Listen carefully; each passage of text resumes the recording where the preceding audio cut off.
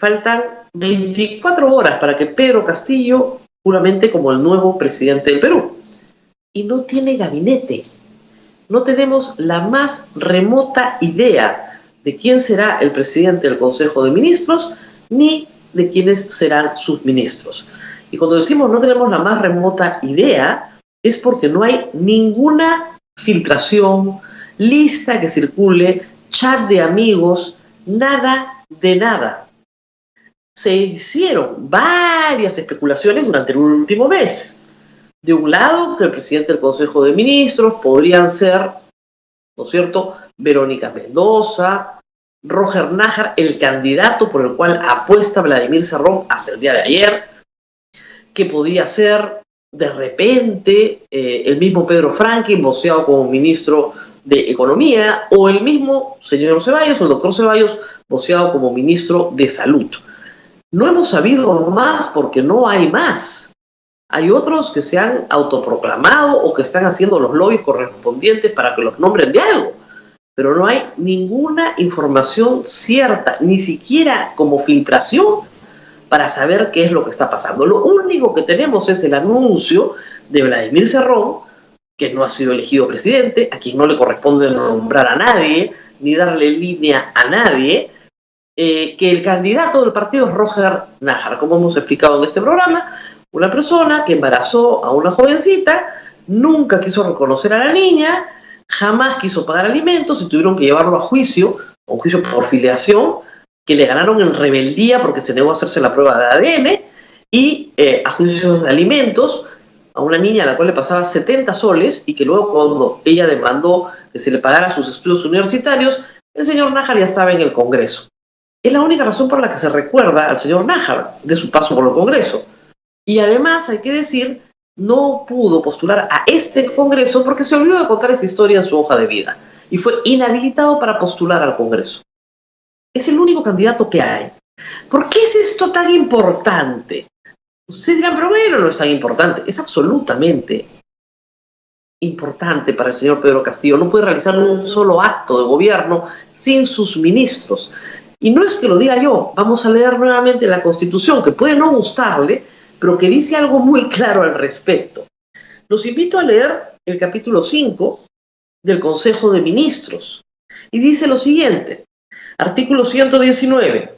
La dirección y la gestión de los servicios públicos están confiados al Consejo de Ministros y a cada ministro en los asuntos que competen a la materia a su cargo. O sea, las materias están en cada ministerio. ¿Ok?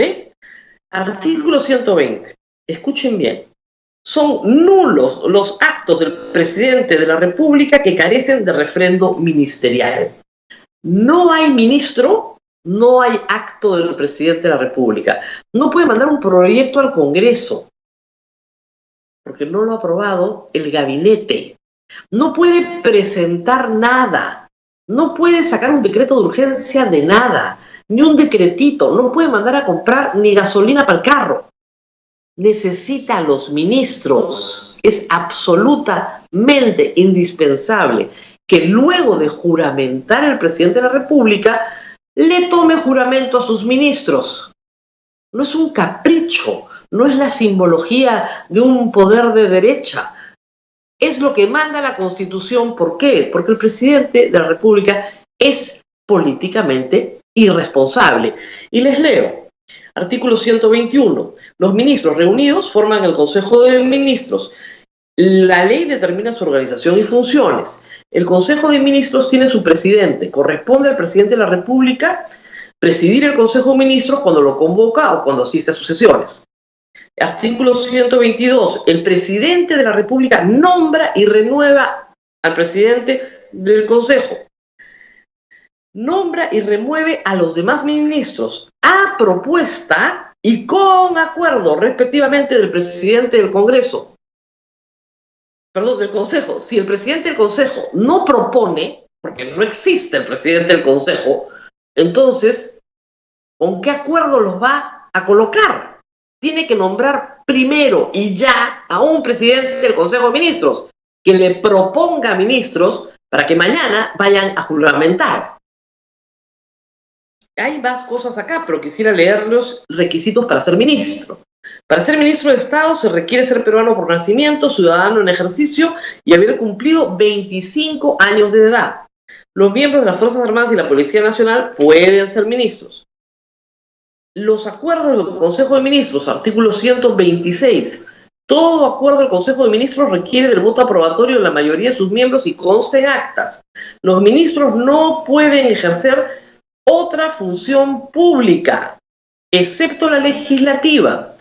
Los ministros no pueden ser gestores de intereses propios o de terceros, ni ejercer actividad lucrativa, ni intervenir en la dirección o gestión de empresas ni asociaciones privadas. O sea, tienen una serie de limitaciones. Y luego en el artículo 128 se habla de la responsabilidad ministerial.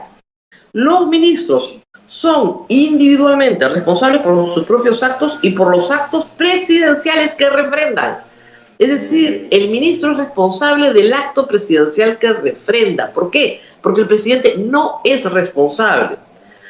Todos los ministros son solidariamente responsables por los actos delictivos obligatorios de la Constitución o de las leyes en que incurre el presidente de la República o que se acuerdan en el Consejo, aunque salven su voto a no ser que renuncien inmediatamente. Hay más normas, obviamente, sobre el Consejo de Ministros, pero creo que esas están bastante claras. El presidente tiene que nombrar primero al primer ministro para que éste le proponga y con acuerdo de ambos se designe a todo el gabinete. ¿Ok? Los ministros tienen que juramentar y luego de juramentar, ellos asumen responsabilidad política por todos los actos del presidente. Y el presidente no puede realizar un solo acto de gobierno si es que no tiene refrendo ministerial. El presidente es políticamente irresponsable. Por eso es absolutamente necesario en nuestro marco constitucional que mañana, cuando el señor presidente abandone el Palacio Legislativo, se dirija a Palacio de Gobierno y nombre un gabinete, haga juramentar a un gabinete, porque no sé cómo va o cómo pretende el día 29 ir a Ayacucho. ¿Quién es el titular del pliego que va a mover el avión? Que lo va a llevar. ¿No hay titular en el pliego? O sea, ¿con qué recursos se le va a transportar? ¿Quién es el ministro de Defensa? ¿Quién es el ministro de Justicia? ¿Quién es el ministro de Relaciones Exteriores? ¿Cuál es el ministro responsable de atender a los altos dignatarios que llegan para la juramentación? No se puede ser tan irresponsable. De verdad, solo quedan 24 horas. Yo entiendo que hay una tremenda presión del señor Cerrón, que hasta el momento aparece, hay que decirlo, victorioso. Ya logró que no haya ninguna coalición de centro-izquierda o de centro para poder tomar la mesa directiva, de hacer una mesa directiva un poco más fácil para Castillo. Ya lo logró. Él ha dicho, el Parlamento no nos interesa, el Parlamento extraoficial es el que nos interesa. Llegan dignatarios, expresidentes como el señor Evo Morales, ¿y quién le roba el protagonismo a Castillo? El señor Cerrón. Él es el que lo recibe, lo invita a comer, se van a un restaurante muy rico. Todo el protagonismo está en Cerrón. El señor Cerrón ha dicho, va a ser Nájar el primer ministro, ese es nuestro candidato. ¿Y si no es? Y lo último, salió a decir que Pedro Franqui es un Chicago Boy. Pobre Pedro Franqui, la verdad. Milton Friedman jamás se lo hubiera imaginado, tener aquí en el Perú a un seguidor como Pedro Franqui. Pedro Franqui es muchas cosas, pero no un Chicago Boy. Y la verdad, la descalificación pública de de Cerrón, que está en este alarde de poder, lo único que trata de demostrar es que él manda. Vamos a ver qué sucede mañana. Parece que ni siquiera hoy vamos a saber quién es el primer ministro que va a juramentar mañana. Es una vergüenza, la verdad, y un pésimo augurio para Castillo. Castillo ha perdido el Congreso, hay 79 votos que se le oponen, 79 es un número muy cercano a 87, no cuenta evidentemente con el apoyo de Cerrón, cuenta con la vigilancia, con el comisariato de Cerrón, pero no tiene el apoyo de Cerrón. Y finalmente tampoco tiene apoyo popular, porque con 40% inaugurar un mandato, la verdad es que es bastante triste para un presidente que recién entra. Tiene que pensar bien qué va a hacer con Cerrón. Tiene que pensar bien qué va a hacer con su presidencia. Solo de él depende. Y de él depende mañana.